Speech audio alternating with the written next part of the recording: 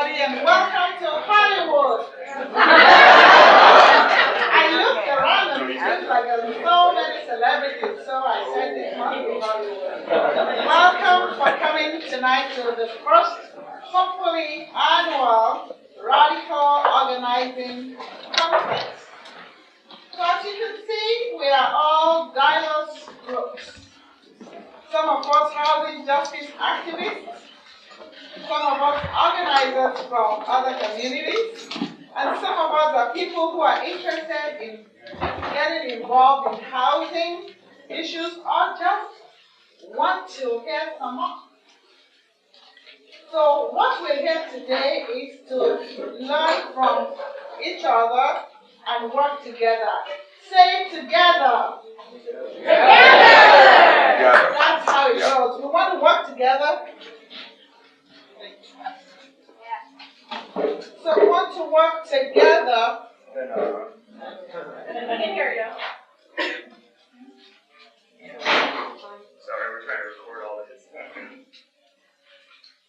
want to work together and build a lasting bonds to make Seattle housing justice movement into an unstoppable force.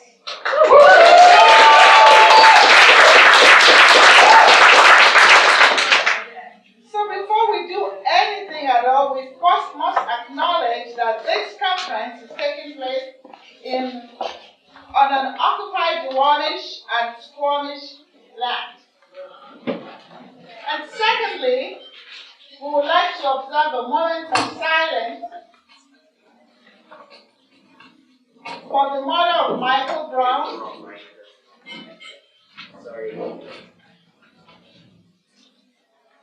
an unarmed black teenager shot dead by police. This moment of silence is in solidarity with protests all around the country and all around the world, proclaiming Black Lives Matter. One moment of silence.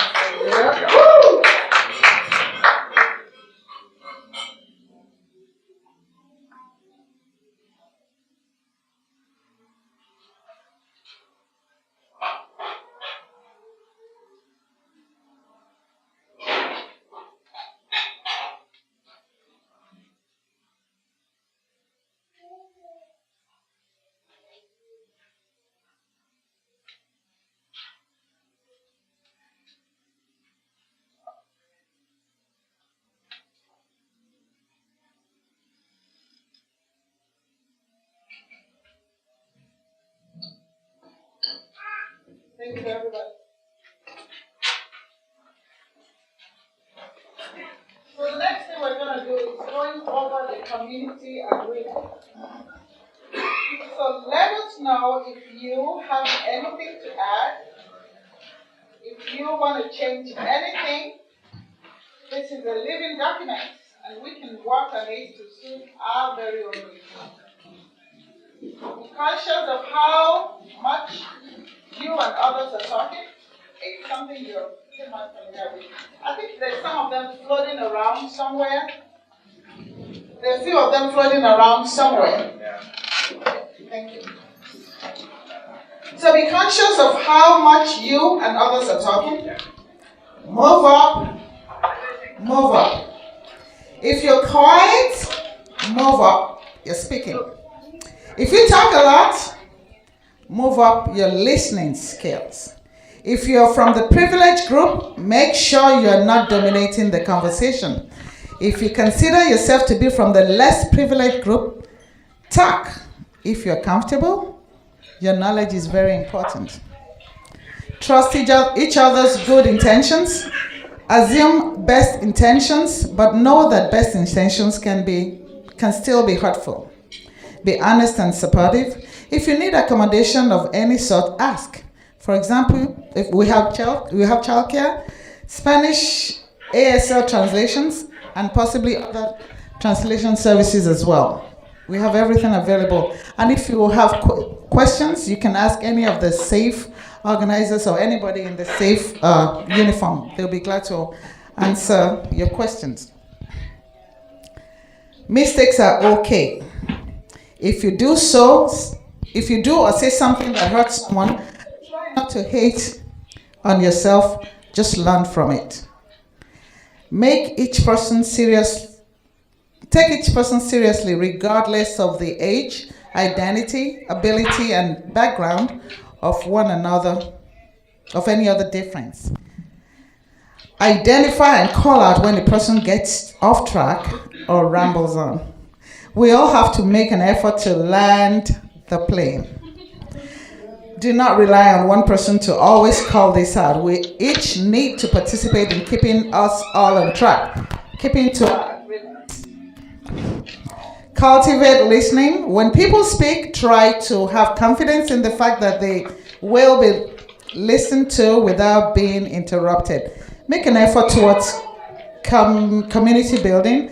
Ask people their pronouns so that you do not impose gender on anyone. We will use progressive stack. People who have not talked yet will speak first. Is there anyone who wants to add or change anything there? Maybe not. So at this point, I'm going to ask Bryce. Bryce, would you kindly read the safe submission?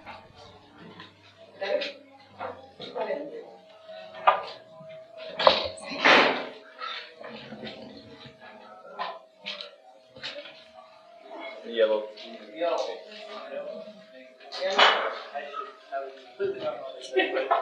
Today's mission. As members of the human community, we share a vision that recognizes housing as a human right. SAFE is a community organization whose mission is to fight for racial, social, and economic justice and gender equality by fostering working class power through direct action, coalition building, education, and advocacy. In organizing poor and working class people of diverse cultures and nationalities, we shall encourage individual empowerment and community leadership to generate a movement affecting systemic change and societal transformation.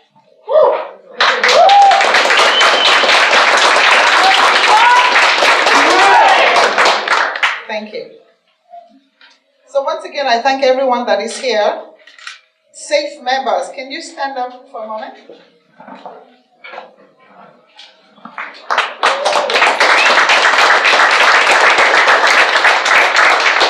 you very much for taking the initiative for this conference. There are other volunteers here. SAFE partner organizations to the conference. Food Not Bomb.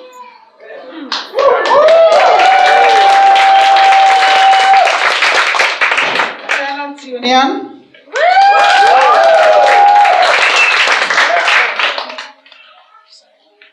Seattle Solidarity Network. Transit Riders Union. Rising Tide. Backbone Campaign. And special guest, Steve Meacham from City Life Vida Urbana.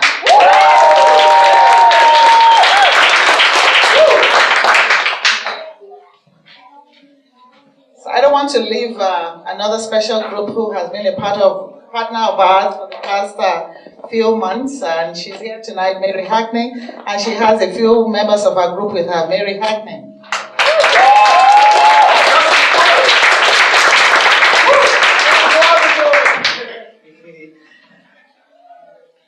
So this is the Collaboratory, and this is where everything is happening in Seattle. So if you want to be a part of anything that is anything, it's happening here. So later tonight, we're going to be asking for volunteers to help us in cleaning up after we're done with this portion of the conference. So later on, we will do that. And also, we'll be passing out a donation can. When we had our last eviction blockade, the police stole all our signs. That's a big shame, yes. I don't know what they're going to do with it, but they stole it anyway. So we lost a sign and we're looking to purchase and make new ones. So we would definitely be glad to have donations tonight. We'll pass that round later on in the night. So if you have questions, there are also t-shirts, safe t-shirts there on sale. Gong is in charge of that, standing right there, pointing, different sizes. Okay. So, all the groups that are here tonight, what do you fight and are you willing to fight housing? Yes. Then we'll fight with you! Woo!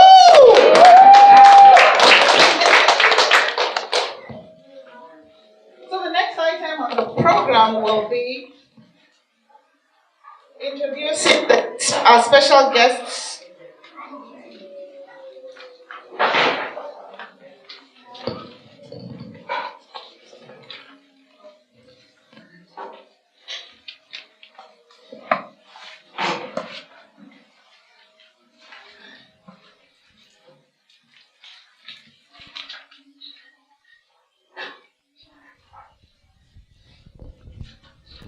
Tonight we have with us Steve Meacham.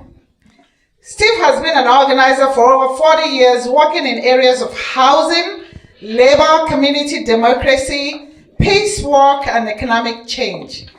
Steve came from a community organizing through his work as a union welder in the Quincy shipyards in Boston, where he was a part of labor struggles against the corporate owners of the shipyards. In his life's work, he takes a radical approach that links day-to-day issues to systemic change.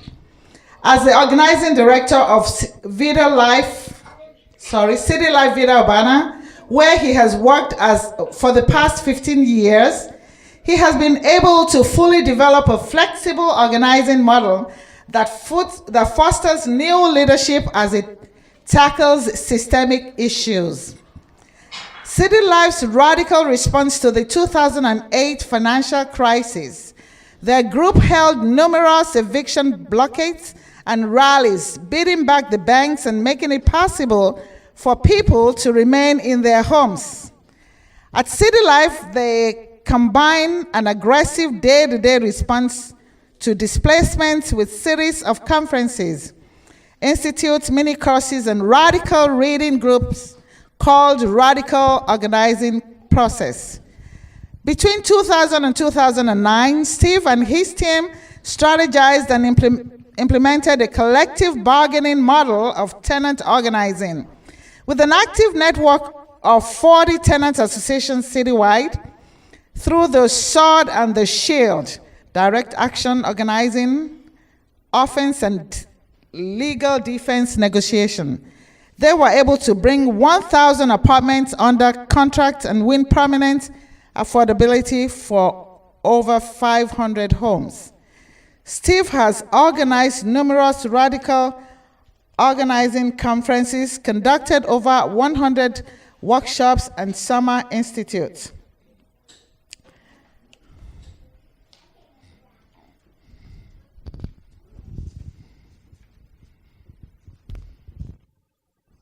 Prior to City Life, Steve was the organizer, director of the Cambridge Eviction-Free Zone. Here he developed the eviction-free model where he was crucial after the dismantling of rent control in Massachusetts and the fallout from that. City Life has been instrumental for many activists. Occupy Our Homes, Minneapolis, and Safe in Seattle were both started after members attended trainings led by City Life Vida Urbana. Thank you all for all you do, Steve. Let's give a thunderous welcome to Steve Meacham.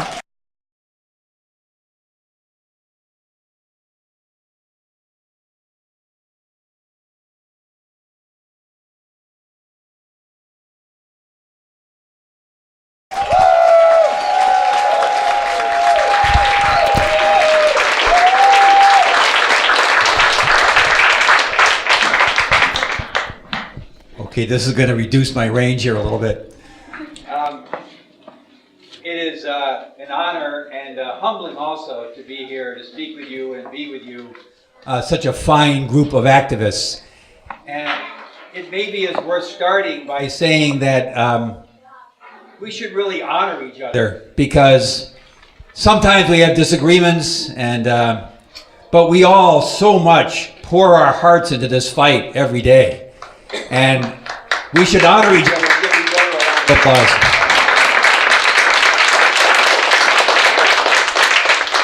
I mean, it is hard to do this work sometimes, and sometimes it seems like precious rewards. When we look around at each other and the love and the solidarity that we bring to all of our actions, and we say, that's why we're doing it. So I wanted to start tonight. It's a good thing to start with some victories. See, I have this thick sheaf of papers here for my talk, But it's all written. in such big letters so I can actually see with my feeling eyes that it really isn't that long. But I wanted to start with some victories because that's a nice place to start. Just in the last few weeks, it's felt in Boston like we were just being hit with victory story after victory story, which is good for a change. But for one example, there is a 3.5-year campaign that we have waged from Boston and that's spread all across the country against Fannie Mae and Freddie Mac, the two giant government-supported banks that own half of all the mortgages in the country and are owned 79% by you and I. And those banks were worse than Bank of America and Chase and some of the others in terms of doing principal reduction. And they refused to do buybacks. You know, we had lots of our members had offers on the table to buy back their home from Fannie and Freddie, and they wouldn't sell it. They insisted on doing an eviction even though they get the same money by selling. They wouldn't accept rent. They insisted on evicting. We had members that were being evicted even though they had paid rent for a year. But once Fannie had the ability not to accept it, they said, we don't want it anymore, we want to evict you. They weren't making deposits into the National Housing Trust Fund. And suits that we brought to make them do all these things were dismissed. We had frequent protests in front of the federal courthouse in Boston protesting the fact that all of our lawsuits against Fannie and Freddie were being thrown out, including one by the AG of Massachusetts. But 2 weeks ago, in a series of decisions, all of a sudden the dominoes started to fall in the right way. They said, we're going to do buybacks. Mel Watt directed Fannie and Freddie to negotiate fair market deals with owners who had been foreclosed, and they're underwater, so their houses are worth much less than what they owed. So they've been directed to sell those homes back to the owners. It's very good. They've been directed to sell homes. We have a whole bunch of homes, Fannie homes, that are occupied, that a nonprofit has offered to buy them and put them on a land trust. And Fannie wasn't negotiating those, and now those are going to be sold onto a land trust. And last but not least, they have now agreed to make those payments to the National Housing Trust that they have not been making since they were bailed out. So that's a string of very important victories that have national significance, and we were all part of that. And we've been saying in our meetings, and you should be saying here, that, you know, those famous phrases like by Margaret Mead and others, that a small group of dedicated people can bring big change. We don't have a giant movement. We're not hundreds of thousands of people marching through the streets, but we were relentless. We were tireless. We held 53 public protests in Boston alone against Fannie and Freddie over 3.5 years. That's more than once a month just against Fannie and Freddie. And that was all over the Eastern Seaboard. We had people arrested in Washington, D.C. and many times in Boston. So we all deserve a lot of credit for that victory, and take a deep breath and savor that one. Now, city life has also begun to shift a lot of our attention in Boston to the much bigger problem of forced displacement, because the foreclosure crisis is still going strong, unfortunately, in Boston. But Boston is now the city in the country hardest hit by gentrification, according to that radical organization, the Cleveland Federal Reserve. So in response to that growing threat of displacement in all the neighborhoods of Boston, we've organized major campaigns against real estate speculators and corporate landlords. And those have been tough campaigns, and I'm going to talk about them a little bit more. But we just, the main focus of those campaigns has been City Realty Management, which has bought 600 units of foreclosed property just in the last few years. And they've been just doing terrible and nasty things and pledging that they were at war with city life and they were determined to win. And we hauled them in front of a city council hearing that 200 people attended, and we fought all these jury trials with them. And finally, in the midst of one of the jury trials, they kind of just threw in the towel and they said, we're going to give you exactly what you want. They gave us a 5-year contract for that family at 3% rent increases per year. And they sat down this past Tuesday in what they called global negotiations, where they're going to evaluate all the cases and disputes we have with them and are open to settling all of them. Now, knock on wood, right? This is not signed yet. But just to get real estate companies into the table and begin negotiations is a significant achievement. And so that was another whole round of victories that stopped evictions for a lot of our members. And I want to mention lastly that lots of different issues coincide, right? And at one and the same time that we're fighting around housing, there's all kinds of people fighting for the Fight for 15, which seems to me that some people in Seattle were active around that too. I don't know. But in Boston, yeah, you deserve the round of applause for that. But in Boston, we had one of our members who came from a tenant association in Boston, came to City Life and started learning how to do tenant organizing.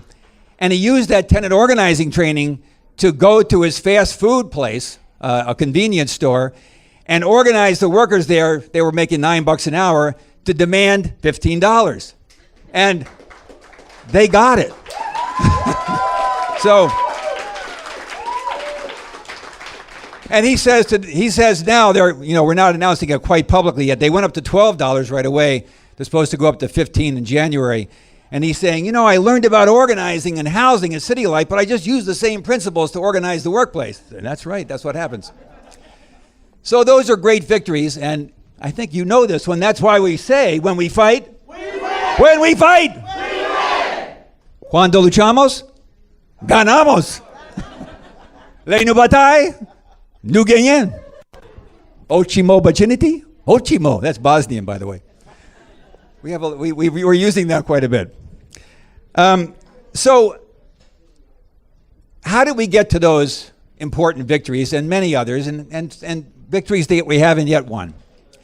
And I want to speak to the importance of having, since this is a radical organizing conference, I want to speak to the importance of having a radical analysis. A lot of times when we're attacked by the enemy, those are brutal attacks, but they also reveal usually a weakness in your opponent. They reveal the soft underbelly that you can counterattack. But you can't see that.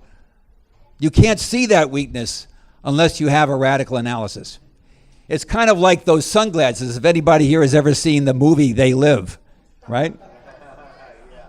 So you put on sunglasses and you find out that the rich are all actually bug-eyed aliens. And that all the ads and all the billboards, which are advertising toothpaste or shaving cream, are all actually saying, conform, obey, right? So unless you have our version of the sunglasses, radical analysis, you can't see the weakness when it presents itself.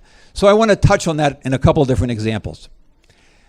One is that during all the tenant organizing that we did that you were talking about so generously, where we are doing collective bargaining campaigns in Boston, and we're coming back to that again now, and I'm going to mention some of that too a little bit later. We had to basically say the market can't produce a fair rent. That what the market says is a fair rent has nothing to do with what's fair. And that radical understanding, and that seems like such a simple thing, right? But of course it's a radical understanding. It's nobody else almost in Boston, and nobody else in Seattle besides the people in this room probably and people you represent would agree that the market can't produce a fair rent. And so, but unless you say that, unless you start with that assumption, that critique of the market, you can't do tenant organizing. Because how do you fight a rent increase if you start from the assumption that the fair rent is a market rent? So that radical analysis, that understanding of where real estate value comes from, because after all, we work hard. We have a whole new subway line in Boston called the Fairmont line that used to be a commuter rail, and it spewed diesel fumes into communities of color, but nobody could get on it because it didn't stop. So there was a big campaign waged around transit racism to say we want to be able to get on that train. And we won that. We got new stops on the line, and of course now what's happening? All the landlords around each stop are raising everybody's rents. So, oh, that's great. This is much more valuable property. So it's a great example of our need to expand the concept of privatization. You know, usually we think of privatization as something where there's a public agency is providing something and it's turned over to a for-profit company. But really it's much more extensive than that. It's all the countless hours of social time that our members and community residents put into improving their neighborhoods. Crime watches and PTAs and all kinds of stuff that makes the neighborhoods better. It's all the tax money that goes from people's pockets into providing for new parks and schools and transit stops. All of that social wealth is privatized into the hands of real estate companies as they raise rents to take advantage of it and drive out the very people who fought for those things. You know, we had a collective bargaining negotiations once at a building in Mattapan in Boston, and our delegation went into the landlord and said, how can you raise the rent $400? And he says, well, the neighborhood's much better than it used to be. And they said, yeah, but we did that, not you, you know? So that is not the normal analysis. That radical understanding that we share is necessary to do broad-based organizing. When the bank crisis hit, and we started to raise the demand of principal reduction. How dare we demand that a contract that somebody signed with the bank, that the actual amount owed be reduced? How can you make such a demand? Well, it was our radical understanding of the nature of the mortgage crisis. And that as you have a widening gap between the rich and everybody else in income and wealth, not only are we relatively impoverished, but because we can't buy anything, all that cash that's concentrated at the top has nowhere to go productively. So they gamble with it. They create speculative bubbles. And that's not an unusual thing in our society now. It's a constant feature of modern day capitalism. So when you're going to create a bubble like that, when the financial industry is going to create a bubble like that, and knowing it's going to crash, then when it crashes, they have to pay for it, not us, and that's principal reduction. When we started making that demand, it was considered very radical. And now it's almost more mainstream. And so even Bank of America does principal reduction sometimes, amazingly enough. But we couldn't have responded to that demand. We couldn't have put forward that very popular demand to the people without a radical analysis of the mortgage crisis.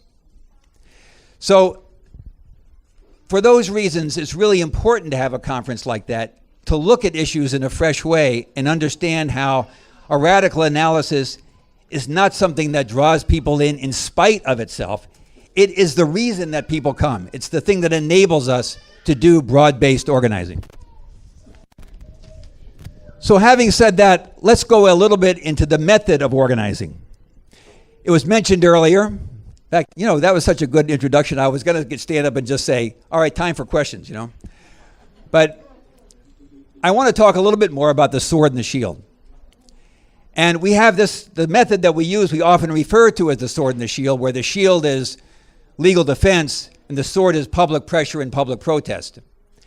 But we use this symbol, this metaphor, not just because it's a good combination of legal and organizing, but also because it says we're in a fight. This isn't a technical thing, and let's all be for human rights. This is raw power we're talking about. And they're going to come after you and come after you and come after you until we resist. You know that famous statement by Frederick Douglass, you know, find out how much oppression we're willing to take and you'll find out how much oppression we're going to get, you know. So that idea of the sword and the shield is our way of conveying the understanding that we're in a fight and you have to have both something to defend yourself with and something to go after the other side with. So it's really an important thing.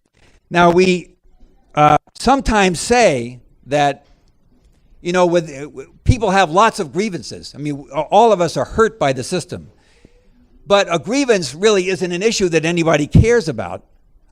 It doesn't really become a problem or an issue until it's combined with two other things.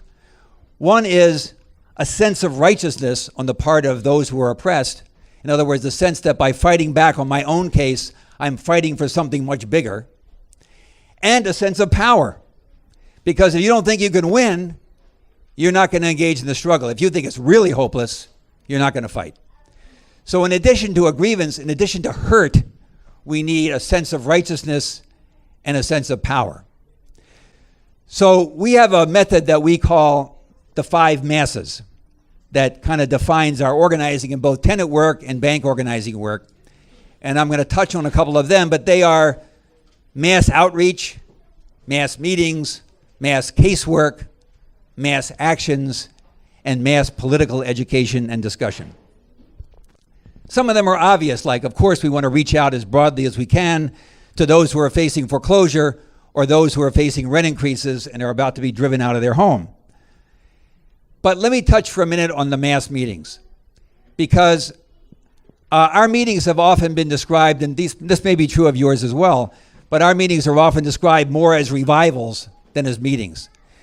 There's a lot of ritual in our meetings, and that thing that we did just a minute ago that, somebody stands up in front of the room and says, and we ask them, are you willing to fight to stay in your home? And they say yes, and the whole crowd yells out, we'll fight with you. This, okay. I feel like I'm in Boston. So all those rituals that we use, and there's a lot more of them than that. We go through those introductions, we look at last week's actions and the week's actions coming up.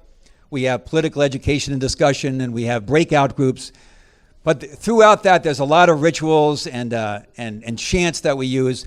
But all of it is designed to overcome isolation, overcome alienation. And it's surprising still to me to this day, even though I've been doing this so long, how important that is. Yes, you need legal knowledge. You need to know your rights. And yes, protests are important. But man, you can't feel like you're alone. If you feel like you're alone, you just can't fight, or it's very hard to fight. And that sense of isolation is something that our enemies, are very, very good at forcing on us. That whole thing of, you're your own bottom, and your sense of morality in the world is I can't fail my children, which of course we all agree with. But you can't make ends meet. It's not set up that way. So we have to fight together. And so our meetings are primarily designed to get people's voices back. One of my colleagues, Antonio Ennis, who if you Google on YouTube, you can get his bank attack video. He's a well-known hip-hop star in Boston and beyond. And, some years ago, he gave up what he describes as the life, and upon request by his daughters, and remained in music, of course, and he turned to making music about the struggle. And he did a whole CD of 16 takes on our movement. But when he first got to City Life, he's somebody who's used to being on the stage, When he first got to City Life and came in the meeting and we wanted him to come up to the front, he didn't even announce himself as a new person. Took him a couple meetings to get his voice back. And he came down to an eviction blockade that we did just south of Boston, one that we lost. And it was so moving to him that, he was really, as many people were that day, crying. And he said to me later, here I am with a persona kind of that's such a tough guy, and I'm crying here. And I know there's something profound going on. And that kind of way that our movement connects us. We go out in front of people's homes to protest, and not only are we protesting them to defend them, but they're allowing us to organize our movement in front of their home. And that sense of connectedness and love that we get from that is so vital to us as human beings. It's so crucial that lots and lots of people who have had eviction blockades who lost are still in our movement because of how much they gained beyond that. Melanie Griffiths, who was a key organizer at City Life for years, used to say, the two most important moments of my life, the two best things that happened to me in my life were my children's birth and my foreclosure. Because out of her foreclosure, she got connected to the movement, which has meant so much to us. And that's a powerful thing for all of us. A couple of things about the mass actions. As you guys do, we have a wide variety of actions. And I guess all I want to say about it is that, you know, we try to be as colorful as we can. We still use a prop that Bill Moyer helped make for us. And we do lots of different levels of militancy depending on what our people are ready to do at that moment and what the person we're defending is ready to do. But we just try to be really flexible about it because our goal is to have as many people involved and as much leadership from the people involved as possible. And then lastly, on political education, we do this through every meeting, and I think you do too. We have radical organizing conferences, but we try to have radical organizing discussions in every meeting that we do and in every course that we do. And you know, last Tuesday we had a big discussion about the protests in Boston the previous Thursday in response to the Eric Garner non-verdict. And you know, people are very, very moved, and that's the best part of the meeting. You know, they say, well, we talk about housing all the time, but we got to do this more. So that political education, that sense that every struggle is a doorway into something bigger, into something that's going to change the system, is a really important part of our political education and discussion.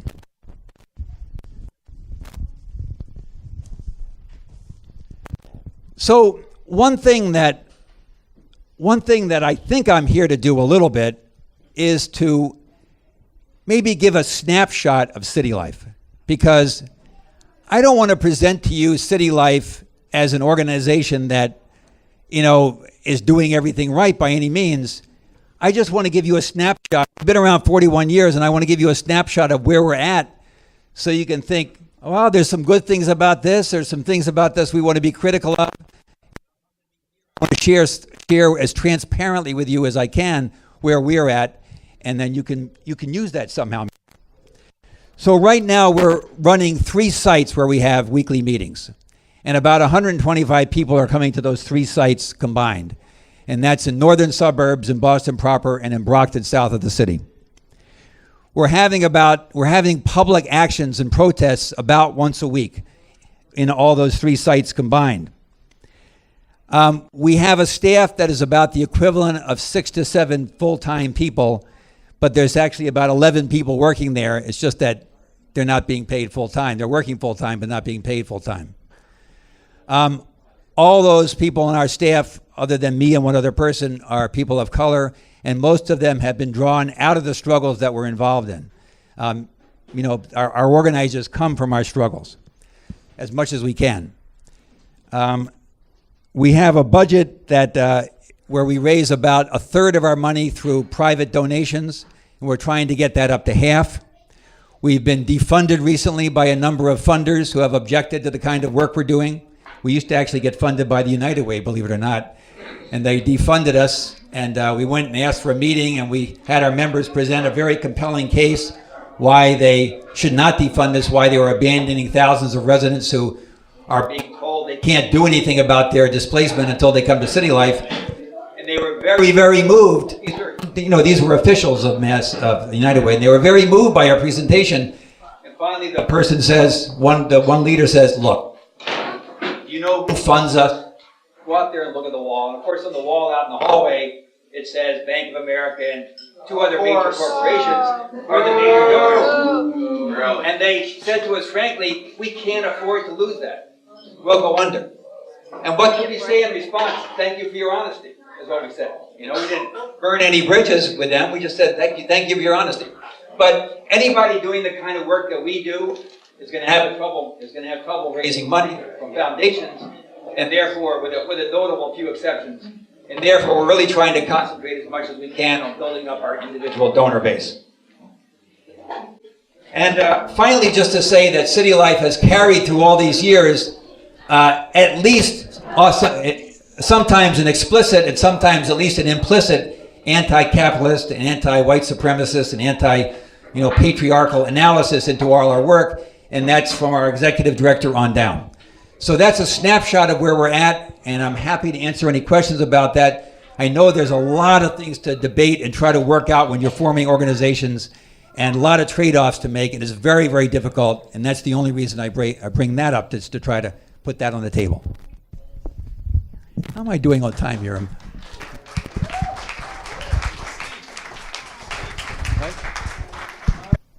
So a couple more things, and then I'll open it up. One is, it's important to look at, when you do community organizing and when you're trying to build a movement, there's all of these, what you might call creative tensions in the work, things that you never fully resolve. And, there's I give workshops sometimes that are just, that's all we talk about, is the creative tensions of organizing. But I want to touch on a few of them. One is the question of services, advocacy, and organizing. If any of you have been to organizing trainings, and I do them all the time, there's whole sections of the trainings that are devoted to pointing out the differences between providing service, providing advocacy, and providing organizing. And of course, we're a group that does organizing. But we are organizing the people directly affected by the crisis. One of our commitments to radical organizing, and one of your commitments, is to organize the people who are directly up against it. It's good to organize allies. It's good to organize the people who are not going through foreclosure or displacement, who will support those who are, but it's most important to organize the people directly affected. But that means when they come into our room, they're coming in with wounds. They're coming in because they've been beat up by the system. And they need some response to that immediate crisis along the way to building the movement. And so we provide services in the form of information about your legal rights. We make calls for people, advocacy. And as we do that, we're urging people to understand that their case is part of a much larger struggle. And when we go do an eviction blockade in front of somebody's homes, which we don't do for everybody, frankly, we can't do it for everybody. We've done 40 in the last few years, and each one is a major action. But we can't do it for everybody, and we tell people when we're going to go do an eviction blockade, we're going to do everything we can to win this and get your home back. But if we lose and you lose your home, then we're going to win anyway in terms of building the movement. And people like that, right? People are ready to go down swinging. If they have to go down, they'd rather go down swinging. But the importance of this tension I'm mentioning is that good organizers who are organizing those directly affected, it's okay to provide some service and advocacy for our loved ones, for our members, our comrades who are up against it in the process of building a movement. We can't limit it to that. We can't be sticking our thumb in the dike, but we have to understand a good relationship between those things. A second thing is how to have a kind of radical and militant initiative that we retain and still build a broader coalition, right? Now, I think firmly that our radical analysis and yours allows us to build more broadly at the base. It's not something that puts us on the fringe. We have a lot more people in our room because we have a radical analysis than we would if we didn't. But that doesn't mean that we don't have to develop a broad coalition. Whether we're fighting for policy, whether we're fighting to save somebody's home that needs some political support and calls, whatever it is we're fighting for, to have as good relationship as we can with all kinds of people who disagree with us about some things is a good thing. How do we blend that together? How do we blend together retaining our initiative to take radical actions like blockades, and yet and still appear as normal as we can to everybody else? You know, Melanie, my friend Melanie, used to organize with us, used to start off every meeting by saying, "We're not normal here at City Life." But we should be. We should be the normal. But it's important not to antagonize if we don't have to, as long as we retain our radical initiative. Another creative tension is how do we put together our core campaigns and other issues? We have people hired to do housing work around foreclosure and displacement. But we could expand that housing work beyond what it is, but a number of our members came to us and said, look, we want to form a jobs committee. We want to reach out to the jobs coalitions. We want to be part of the fight for 15. We want to be part of the movement for a new minimum wage in Massachusetts and earn sick time. We want to be part of the struggle in Dudley Square to get a fair wage for construction workers who are being denied a fair wage. We want to be part of all that, and we want City Life to be part of it.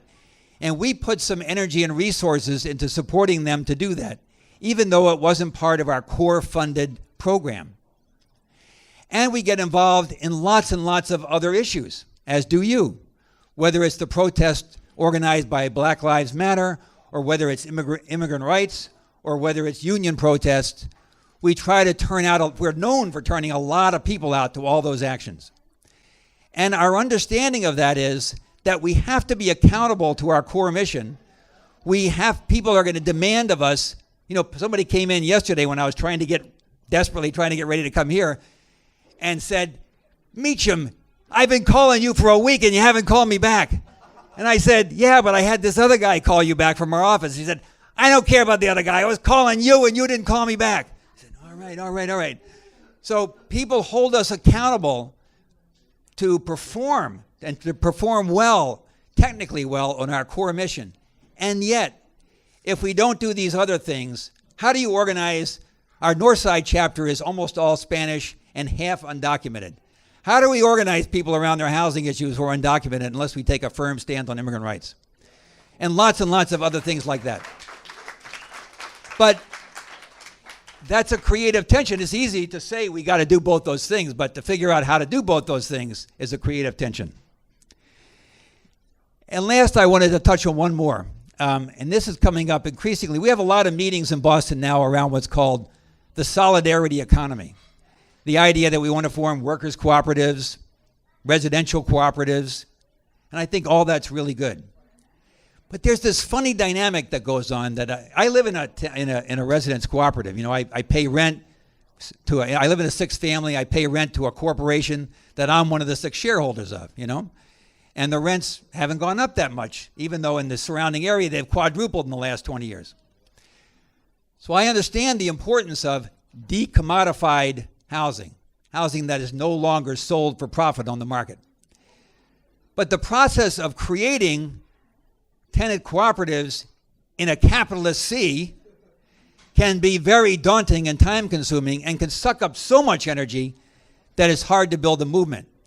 Ironically, you know, having a community development corporation build 10 units of socially owned housing is a much more radical final product, but trying to get a collective bargaining agreement with a landlord is a much more radicalizing project, if you know what I mean. Again, a creative tension. We want to move buildings that we organize into social ownership wherever we can, but we want to build the movement. We need that more desperately than anything. All these examples of workers and tenants cooperatives kind of shine a light on where we want to go. But day to day, we want to be building a mass movement that is 10 times bigger than what it is. Another creative tension. So I have one more thing to say. See, I'm even putting that down. The last thing is, for a radical organizing conference, you know, leftists have talked for years about the importance of consciousness, you know, consciousness. And what that usually means is, what consciousness usually means is that you have some understanding of how the system works, and you have, therefore, an idea of where you fit into it, which side you're on, right? Consciousness is based on that understanding, that radical analysis of how the system works. And I've always said that, and I still say it. But I think there's another part of consciousness that I've learned in the last 10 years, want to put out there to you. And that is a whole question that could be described something like this, that we are all trying to figure out what is our moral place in the world. We're having an internal debate and a debate with each other about what it means to be a moral actor. Most of you who are active in this struggle are not every day thinking, if I put X amount of hours into the struggle, I'm going to get X benefits back in the form of whatever, right? You're not making that cost-benefit analysis. One would have to say that your commitment to the struggle has a spiritual aspect to it, even if you're not a believer. I'm not a believer, but I have a profound connection to the 90% of members who come into City Life who come from a perspective of faith, because they're saying that there's something sacred in their life. And even as a non-believer, I think there's something sacred in my life that I do not want to see capitalism profane. And Marx said that, Marx said capitalism profanes all that is sacred. I know this is a thorny, right? This is a thorny word, right? But you understand how I'm using it.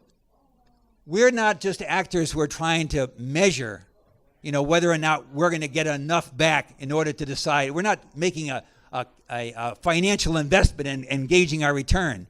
Our commitment to each other is much more primal than that. It's much more human. It's much more empathic. And if empathy is the quintessential human, the thing that makes us human, then solidarity is its most logical expression. Solidarity is a profound thing, and it's something that goes way beyond the cost-benefit analysis to being something that's more moral and spiritual, I think. And I'll just say, a lot of people come into our room and they have a moral outlook where they have beat themselves up year after year to say, I cannot let my family down. I cannot let my children down. And you understand that, right? You understand why somebody says, I will accept no excuses for myself. And if I fail, it's my fault. And by saying it's my fault, I'm going to force myself to work harder and provide for my family. We understand that, right? But our people can't make ends meet. It's not set up that way, right? So what's the replacement for that moral outlook? The replacement is that I'm called upon to be my brothers and sisters' keeper, not just my family's keeper. And they are called upon to be mine. Such a simple thing that has been said so many Sundays and yet is used almost not at all in day-to-day life. But people come into our movement, and part of what they're seeing is they say, my God, these people really live by this. So I think that's something that we all profoundly share with each other, and I'll end with that. Thank you so much.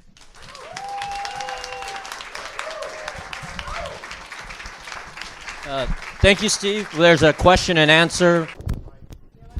You mentioned that militancy was based on the level that people are ready for, the action. So how do you determine what that level is for militancy? Very good question. I'm Paul Roby, and I'm interested that you describe a situation where people who come from a faith-based kind of perspective, and you, as a person of no religious faith, seem to be collaborating with a lot of mutual respect, and that without resorting to religion, you can feel called to care for your neighbor. Did you just come by that by some happy accident, or was there some intentionality on the part of your local faith groups or yourself? My name is Adrienne Weller. I'm from Radical Women. And I think everything you said was wonderful. I completely agree with you 100%. But what I wanted about is, I thought your statement about creative tension was very important, because getting the left to work together despite differences is one of the main stumbling blocks against victory. That is a stumbling block that keeps us from being as powerful as we could be. So I was interested in terms of, you said you discussed the creative tension within people in your group, but what about between groups? And so I think that if we don't start working together despite having differences, we're just not going to win.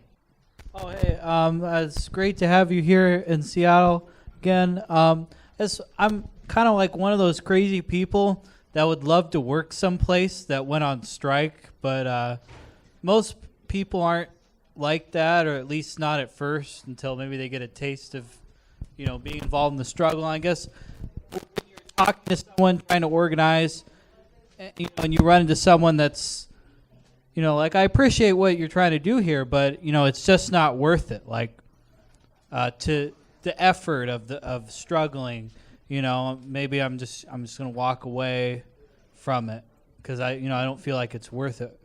I guess, how do you respond to that? On the level of militancy, you know, we have to have a series of protocols that we do now in terms of doing an eviction blockade. And for instance, we have to meet with the whole family, not just the person who's coming to our meetings. We want to know that the whole family is buying into that after we had some disastrous moments when some of the family didn't want to do it, but they weren't the ones at the meeting. So we do that. We kind of give enough information about what the eviction blockade is like to be almost a little bit discouraging, to say, here's what's going to happen to you if you do it. I'm sure that you guys experienced that in addition to getting good press, that there's people out there who are just ripping you up, you know? So we want people to be ready for that. So we try to be as honest as we can in describing what's going to happen. And then after that, if they still want to do it, then we're ready to do it. We also try to be, like I told the woman that was going to be facing an eviction blockade until just a week ago when Fanny dropped the eviction, that I wanted to talk to her twice a day. You know, some way or another, I wanted to talk to her first thing in the morning and around dinner time, just so I could, because I told her you're going to go through a million different emotions, and I want to talk to you every day about what you're feeling, you know, in case I want to know. So I don't know if it isn't like a very scientific answer, you know, but we're just trying to get an idea of whether people are really ready for something that involves civil disobedience like that. And we do discuss civil disobedience, and we have general discussions about it and what the origins of it are.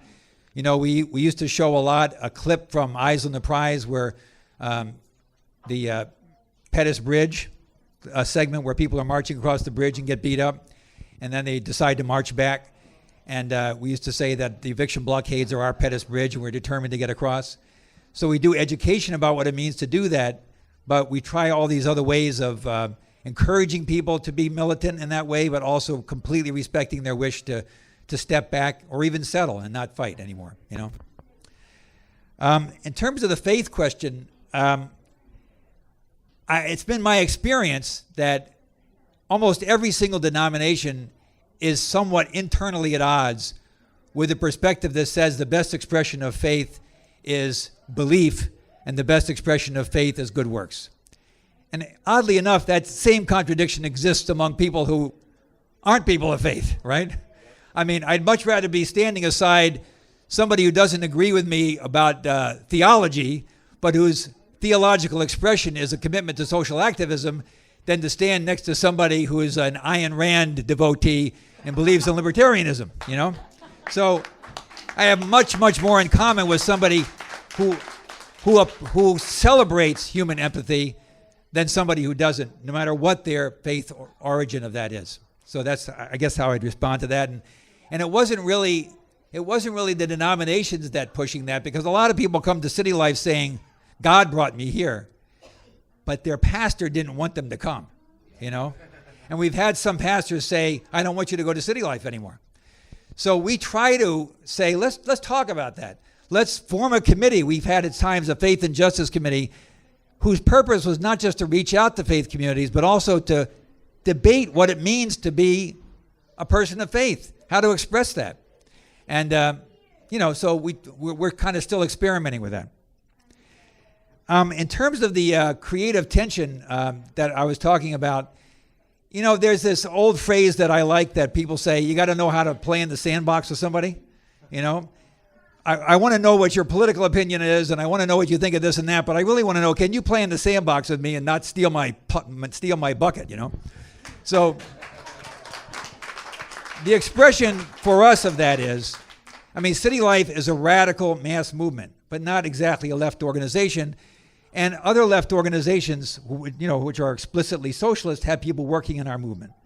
And we say, look, if you're going to work in our movement and build the movement and build City Life as your primary goal, rather than recruitment as your primary goal, then we want you here. And if as a byproduct of that you're recruiting, that's great. But if you're coming in and your main goal is not building our movement, but it's recruiting, then you should go somewhere else. So that's kind of the distinction that we make, and I'm open to lots of debate about that, but we're trying to find a way to both be non-sectarian, but also to protect the fact that we're trying to build a movement where the leadership is all coming from our base. And the last one, which I didn't write down, Bryce?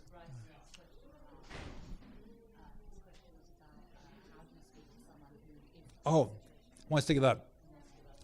You know, it gets to the thing that I just was saying a minute ago, that I think we feel like we want to celebrate. You know, there's the Bertolt Brecht poem I was talking with Josh and Bill about, that says if you fight for a day, you know, for justice for a day and then stop, you're good.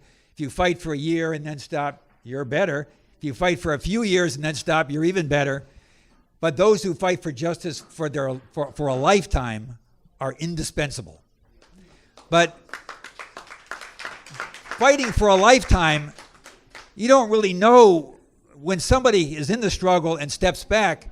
You don't know that they're not in it for a lifetime, and you don't want to be judging them for stepping back, because people need to step back, because this is friggin' very difficult work, and so people sometimes need to step back from it and recoup and then come back. And I've had a lot of people do that, and so I think we have to be forgiving and celebrate what people have contributed, and a lot of them come back again. But there's things we can do to make that more common to come back. So my name is Kevin Klein. I hail from Tacoma, where we're going to try to put in some work to get a safe chapter organized down there. I look forward to it. I very much enjoyed listening to your talk. So my question is also about creative tension as well. Okay. And talking about when you want to, thank you. I'm not used to talking like this. Okay. Thank you. You mentioned, part of organizing is building coalitions and movements, and sometimes you feel pressure to kind of moderate your message, a little bit, to at least get people to the table. And I guess, maybe it's not a question that can be really answered in a couple words, but can you talk a little bit more about at what point is it, principles are very important. So at what point do you start, I guess, I don't know, where is the break-even point, I guess, for organizing? Because there's a lot of modern organizations out there that get a lot of stuff done, but a lot of that stuff is very minimal. It doesn't really create a lot of lasting change. And you talked earlier about organizations having budget problems because they don't moderate their message. And so obviously there's some things you could talk about that a little bit more too. But thank you. My name is Absalan Abdullah, and I'm a tenant who lives in Yesler Terrace. And my question is, you said earlier you've been lost for one of your donors because of they get a fund from the Bank of America. So for that case, I'm just kind of having kind of like that, but I'm not in the community, but I kind of feel like I get a threat in my housing attorney, because and I think I showed it you earlier today. And what should I do, or what you guys done after you guys lost for that? What did we do? What should I do, or what you guys have done when you lost your fund? Okay. That's my question. And then the second question is, sorry about it, I always ask them a lot of questions. Okay, the second question is I overheard, I don't know if it's a fact or non-fact, Boston passed for moving forward. And I don't really know if that's true or not. Stepping forward, that's what I mean. Thank you.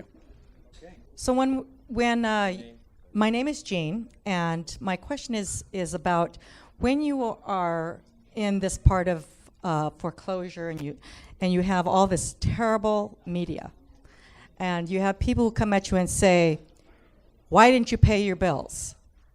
Do you think that everybody should just stop paying their mortgage? And when I was out protesting down at the courthouse, we had auctions.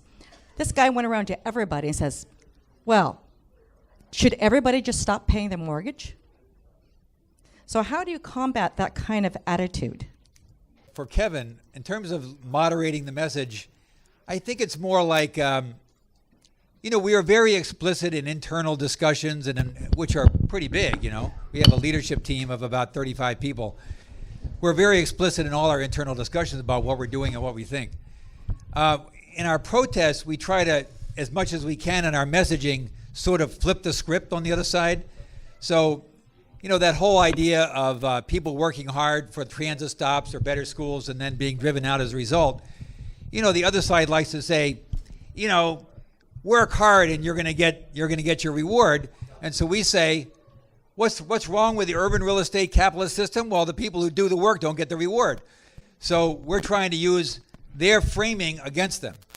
So we try to do that kind of thing as much as we can.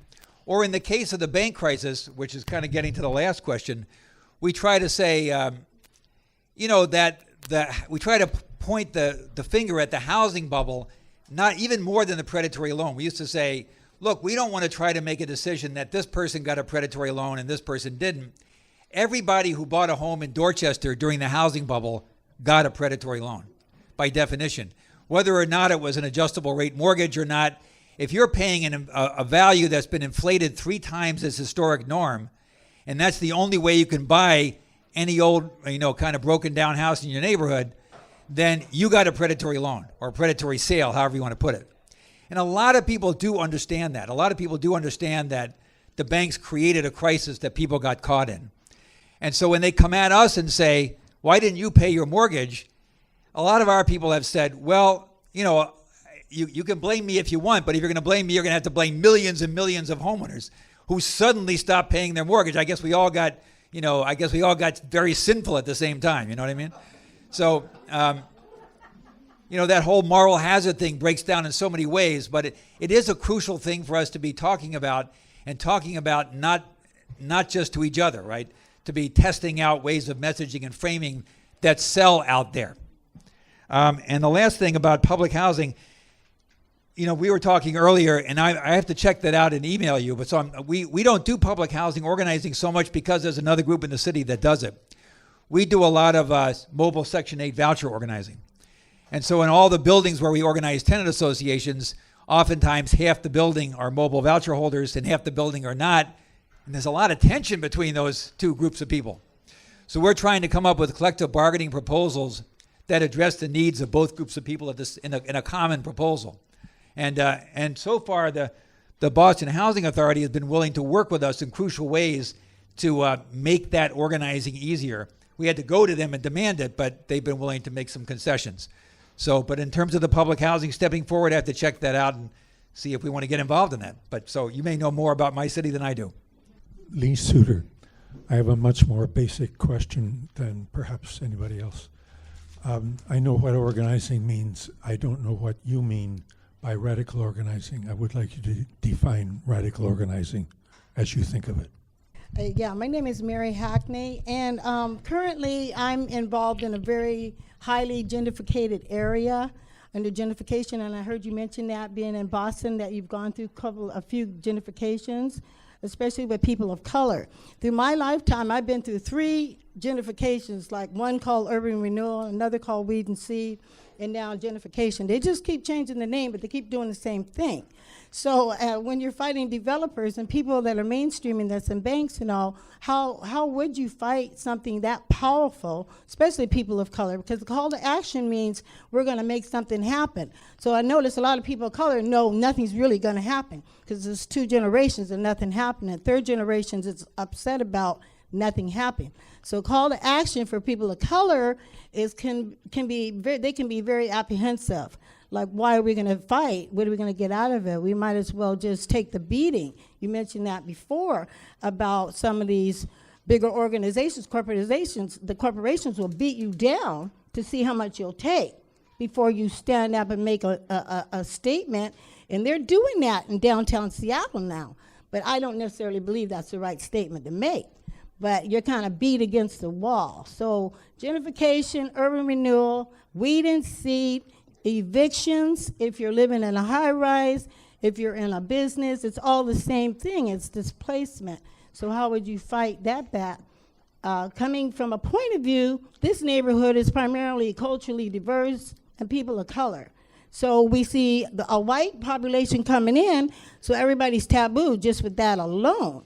That's not necessarily the case. So how can we present that in a way that people can unify and like come to gatherings like this so they can understand the concept? Hi, my name is Shay, and I just have some questions. I can research as well, but I'm curious to know what trusts are and what a national housing trust is and what a land trust is, and if the city of Seattle is going to take an initiative and maybe invest in its own community anytime soon. I'm curious to know about the MERS settlements and what that means to homeowners, because from my understanding is when your home is sold to someone else, then that person is all the way paid off, which means that you are not responsible to them anymore. They make like 200% and then they cash in on the insurance, so they get 300%. So as far as your obligation, I'm really confused about that. I'm also, I guess my last question, I have a lot to research, but I'm curious to know about homestead rights. Thank you. My name is Tonya Fraser. I have a daughter that's 15 months, and just recently I was incarcerated back in May. But since that happened, I lost transitional housing, and since that, the housing authority denied me housing here, and I'm forced to live in Tacoma, which I don't even know that area. And I want to know, living in shelters, my daughter got hurt, she got sick, and right now I'm depending on housing to get my career started. Right now, there's youth build and pre-apprentice construction. I'm headed towards carpentry, and I need housing in order to make my dream come true. I think Okay, thank you. For radical organizing, we try to leave it a little bit undefined because we want to kind of create a big tent in our radical organizing conferences, but we've usually expressed it this way, that we want to deal with the problems of the person walking through the door in a practical way, in a way that benefits them, but also deal with their problem in a way that undermines the system that caused the problem. So that simple but very hard to implement definition is what we use for radical organizing, and let people fit a lot of things under that. On the question of how to fight gentrification and displacement, this is really an interesting question, because these two terms, often used interchangeably, are a little different. We usually prefer to use the phrase forced displacement rather than gentrification, because we're trying to say, look, we're more concerned about people being forcibly driven out than about exactly who it is that's coming in. However, we are concerned about who's moving in a little bit too, because there's a little bit different dynamic going on, because obviously one of the things that we're trying to do in preventing forced displacement is to protect communities, and we're trying to in particular protect communities' political power that are historic communities of color. So if people of color are being displaced from a community by white people, and it's not just a class thing, it is that too, but you're destroying political power that has been amassed over years, which isn't enough anyway. So you're just destroying communities of color political power through that gentrification. In terms of forced displacement, we use that phrase to describe, it doesn't really matter who's moving in. If it's a higher income person of your own nationality, you're still getting forcibly displaced, and that's not right. So forcible displacement, has a long, brutal, and sordid history going back centuries, right?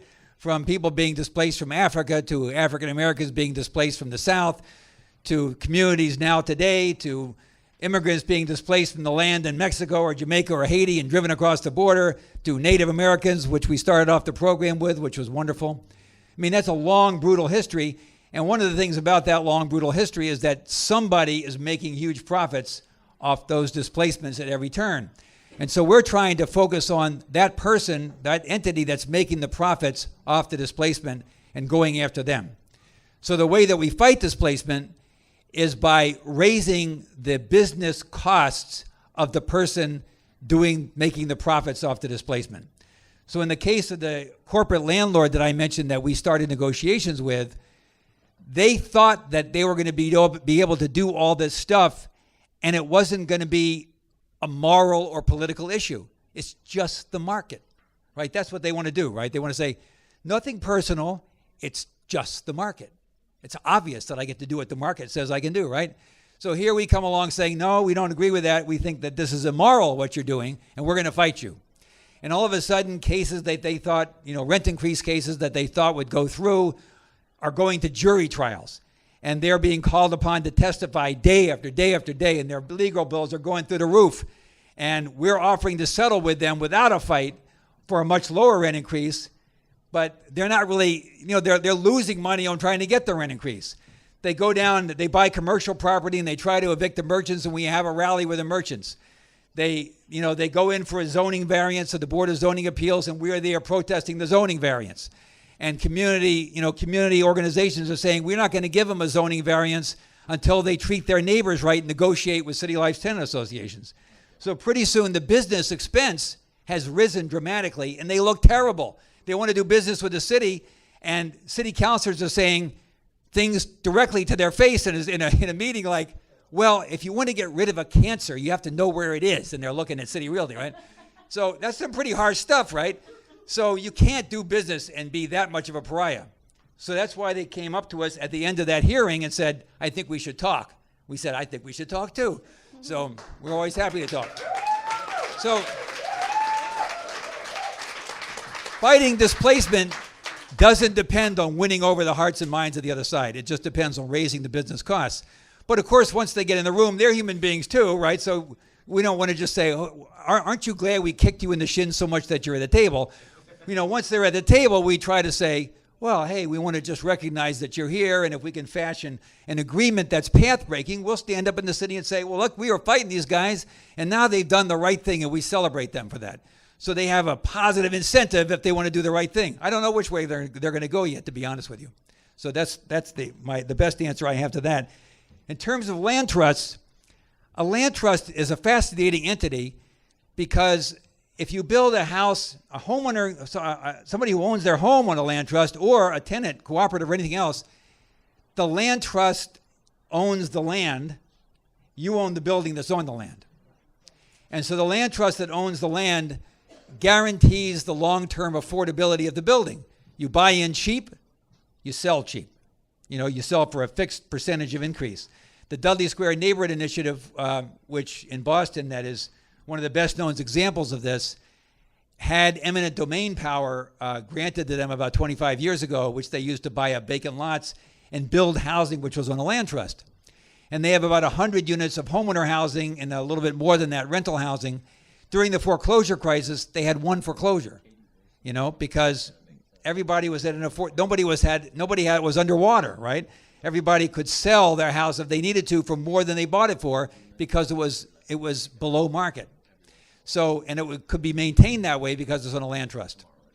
So, and then the last question was settlements. What do settlements look like that our homeowners get?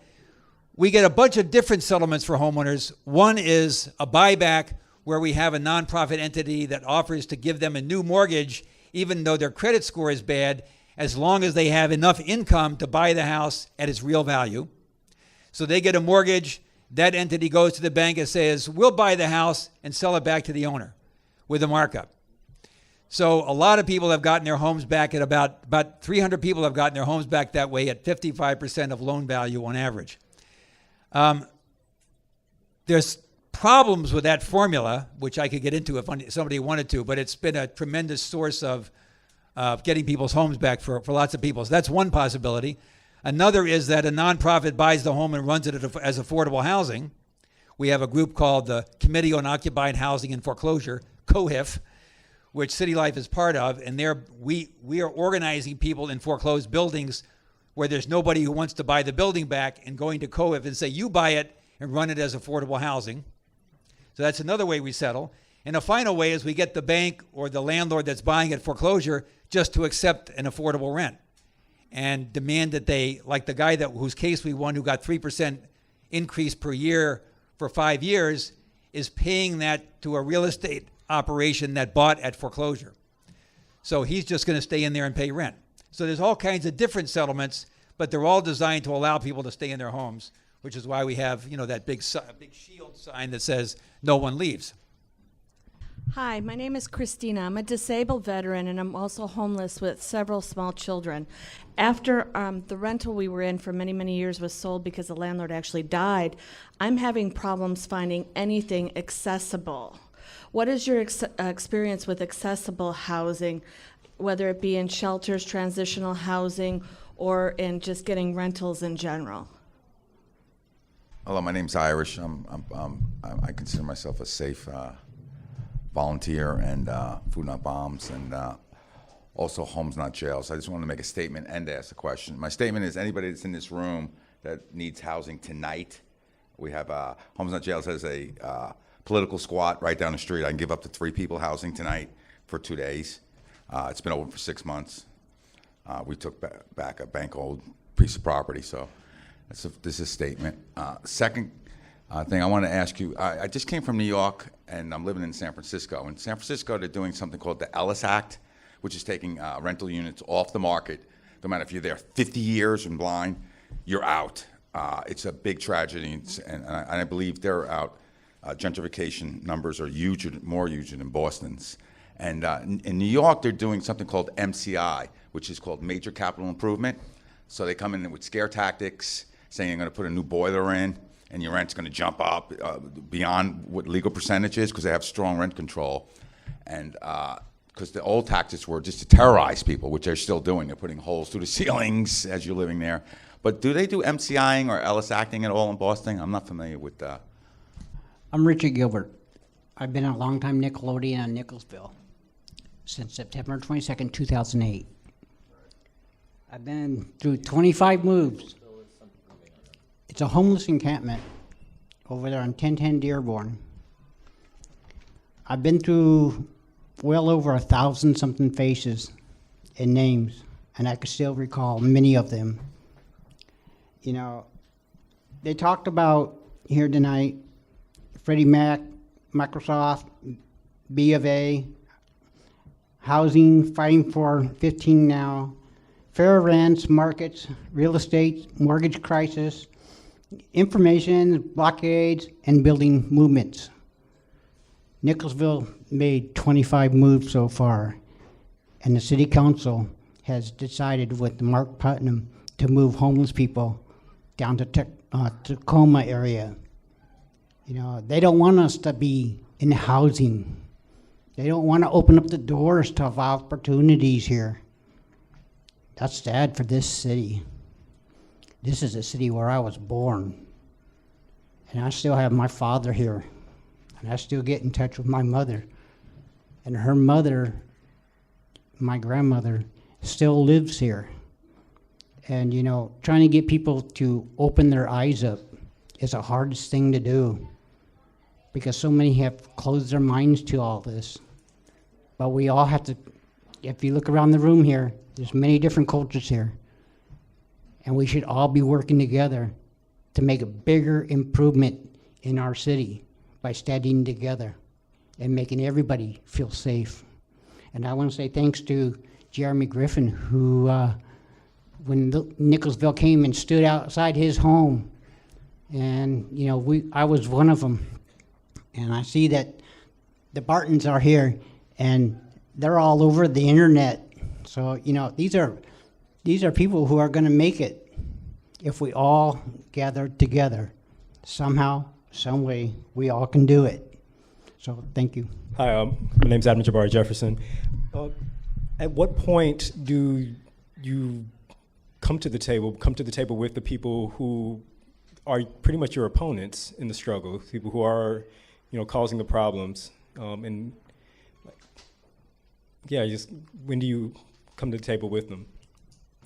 Recently, I have been to the city council, and what they're talking about one of my bosses went to a city council before we even went there, and she's telling us that they're trying to push out the minority people out of the city, and that's happening in Yesler Terrace area.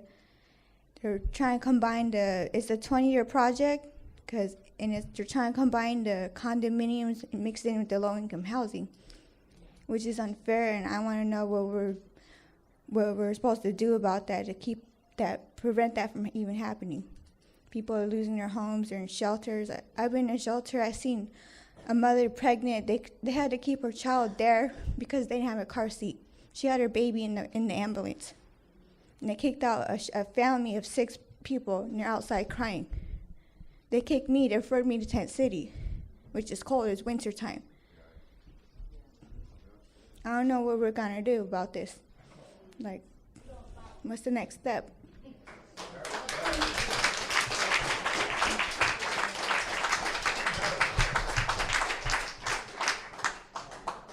You know, I'm not sure there's that much I can add to some of the eloquent testimony that's just been made. I think it's important, and we're trying to do this in Boston, to link together something that even the state government supports, which they call prevention of homelessness. And there's another state initiative that's nominally out there, which says that providing housing is a better alternative than providing shelter. But it's just not implemented. And so we're trying to work out ways that we can link the struggle for housing that is being raised by homeless organizations to the demand to stop gentrification and displacement, which is creating homelessness. And, you know, we actually see situations where real estate firms that are evicting people and creating homelessness are, as part of their public relations gambit, giving money to homeless organizations. How obscene is that? So we have to make that link. And, you know, your story about the fact that you need housing in order to find a job and things like that, the people who criticize us and put us down haven't got the foggiest notion of what it's like to be in that position. They haven't the foggiest notion. And we have to make that much more clear and there's been some success in Boston to be able to do that in the major metropolitan daily, but just what it's like to be in this situation so that people who are reading this can understand, and then link it to people who are fighting to stay in their neighborhoods, which is a tremendous cross-section of people. It's not even the poor, it's the majority. So we got to do that. And I think the only other question I didn't answer here or didn't speak to was the thing that you asked, Irish, about what's in New York and whether we have anything like that. I think I don't think that the other side in Boston needs that, because there's no rent control regulation whatsoever. In Boston, we're guided by state law that says a landlord can increase the rent as much as they want, as often as they want, and a landlord can evict without cause. So having said that, when we start putting our signs up to say we shall not be moved in all kinds of different languages, and you know, actually when we put up those signs and there's an auction, some investors see that and they walk away. Or when those signs start going up, some landlords will call us and start negotiating just because the sign's there. So they're trying to scare us. Well, we can scare them too. And how to do that tactically is a thing to think about. So maybe if I could just say the last thing, which is, I just want to say again, what an honor it is to be here with you, and also that is humbling to speak before folks who are such excellent activists with such a history of struggle as you guys. So I really appreciate that invitation.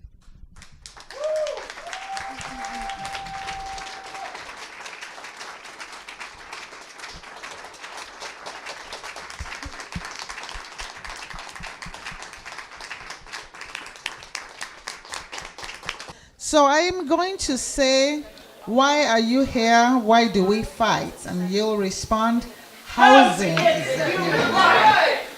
Why are we here? Why do we fight? Housing is the human right. Why are we here? How do we fight? Housing is the human right. Why are we here? Why do we fight? Housing is the human right. And when we fight, we win. When we fight, we win. When we fight, we win. Thank you, everybody, for coming.